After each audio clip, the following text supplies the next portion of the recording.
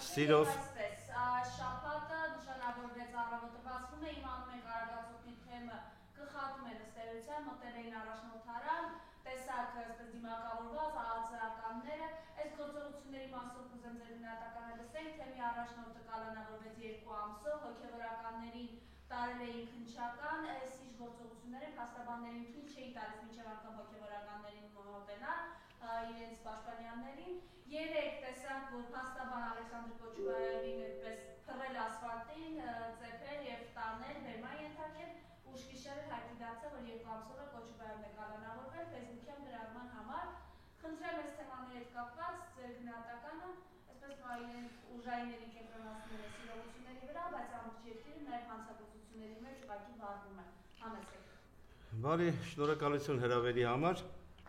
Մինչև ձեր նշած կոնկրետ հարցերին անդրադառնալը, ես կցանկանայի մեր հայրենակիցներին որոշակի դեպքեր հիշեցնել,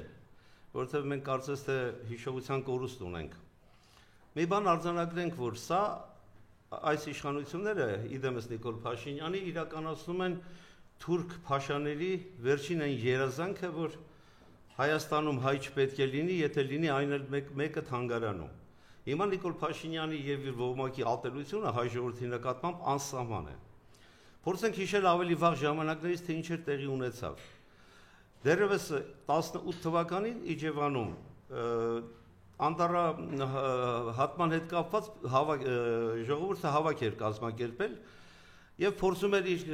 դժգոհությունը հայտնել իշխանությունների նկատմամբ։ Էական չէր հավաքի մասնակիցների պահանջը։ Այստեղ էական էր Նիկոլ Փաշինյան անձի տեսակը եւ դիրքորոշումը մարդկանց կյանքի եւ առողջության նկատմամբ։ Իր հայրենակիցներին, Իջևանի բնակիչներին, այդ հավաքի ժամանակ մասնակցում էին ոչ ավել քան գրեթե մինչև 100 մարդ։ Դեպքերի արդյունքում 23 անձի խոշտանգեցին, ծեծի ենթարկեցին, բռնության ենթարկեցին եւ բերման ենթարկեցին ոստիկանության տարբեր բաժիններ։ Հաջորդ օրը կառավարության նիստին սա ոստիկանության, ազգային անվտանգության ծառայության տնօրեններից պահանջում է ինչի 23 եւ ոչ թե 100։ Ինչի այդպես խաղաղ, պետք է այրան հեղեղ լիներ Իջևանի տարածքում։ Այրան ծառավը եւ այրան մոլուցքը սրա մոտ անսահմանափակ է։ Ավելին, մենք բազմիցս խոսել ենք հղի կնոջ վրաերթի ենթարկելու մասին։ Շատերը անուշադրության մատնեցին մի շատ կարևոր հանգամանք։ Դե ինքը իր մամուլի ասուլիսներում նշել էր, որ դա իր ավտոշարասյունը չի, դա կառավարության վարչապետի ավտոշարասյունն է եւ նմանեցրեց համեմատեց ավտոբուսի հետ եւ ինքն էլ որպես ավտոբուսի ուղևոր։ Այս կինը տրկանոջը տրորելով անցան։ Բազմիցս նաեւ նշվել է, որ Աշարասյան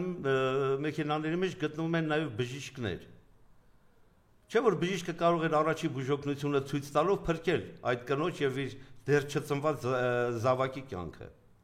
Դուք հիմա պատկերացրեք այս նույն շարասյունը, որը բարձր մեծ արագությամբ Երևան քաղաքի կենտրոնական հատվածներում ընթանում է, եւ ընդունենք այս մեկ կինը չէր անցնում հետիոտնի անցման տարածքով։ Հիշենք, որ նաեւ հետիոտնի անցման հատվածով էր այս կինը հատում փողոցը։ Հավատացեք, սա հարյուրավոր մարդկանց տարորելով կանցնի։ 1 գրամ խղճի որևէ հատկանիշ չունենալու պայմաններում։ Եվ ժողովուրդը պետք է հասկանա, որ սա արյան ծով է ուզում դարձնել Հայաստանը եւ շարունակաբար անում է։ Հասնելու է դրան, եթե մենք սրան դեմը չառնենք։ Մինչև սրբազանի գործին անդրադառնալը իրավական հանցագործությունների դեմ պայքարի առանձին մի երկու դրվագի ես կցանկանայի նաեւ մեր հայրենակիցներին տեղեկացնել։ Դուք տեսեք, հոկտեմբերի 12-ին Արամուս գյուղի դաշտավայրում տեղի ունեցավ 2 անձի սպանություն։ Արամ անունով անձնավորությունը դաշնաբար սպանել էր իր հարևաններին։ Դաշտամիջյան հատվածում իր որսորդական հրացանով սպանել էր ամուսիններին։ 61-ամյա եւ 56-ամյա ամուսնուն եւ կնոջը։ Առավել դաշնությունը կայանում էր նաեւ նրանում, որ սա ոչ միայն կրակելով էր սպանել, այլև եղանով հարվածել էր կնոջ որովայնին։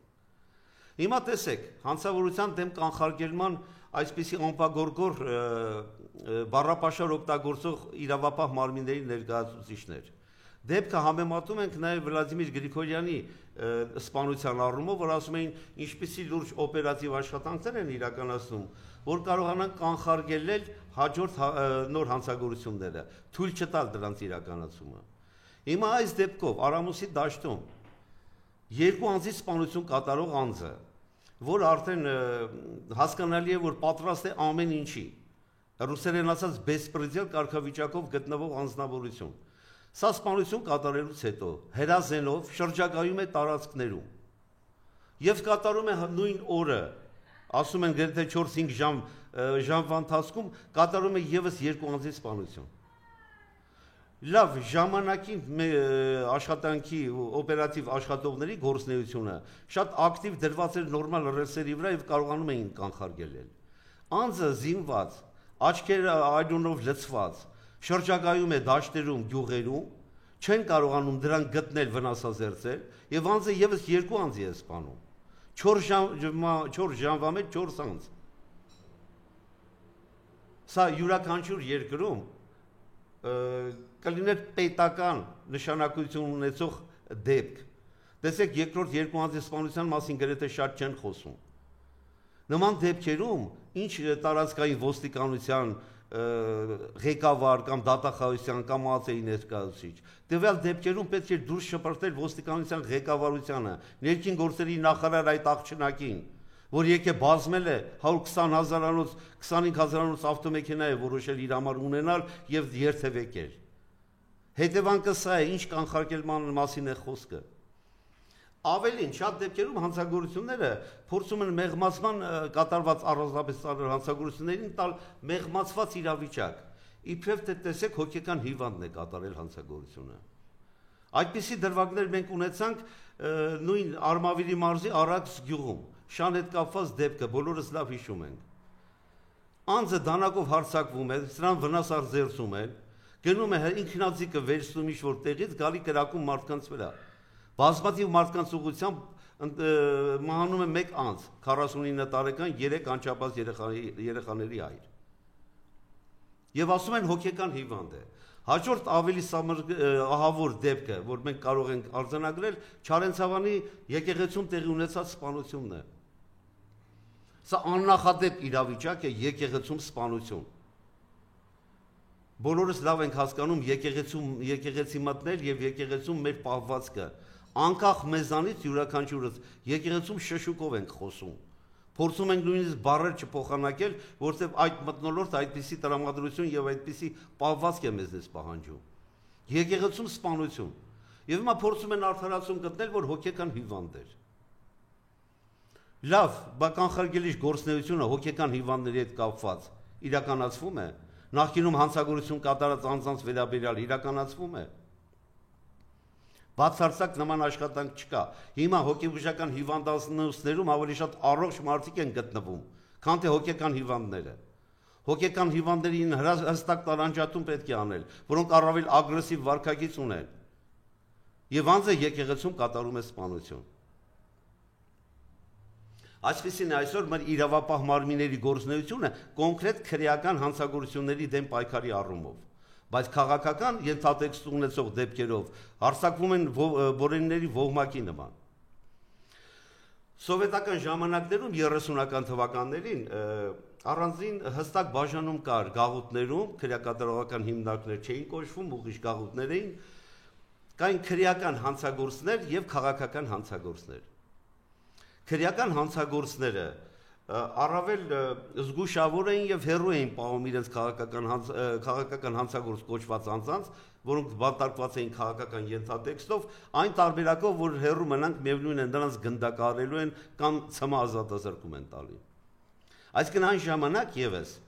քաղաքական ենթատեքստ ունեցող դեպքերի նկատմամբ առավել ագրեսիվ ու ավելի դաժան էին վերաբերում, ինչպես այսօր։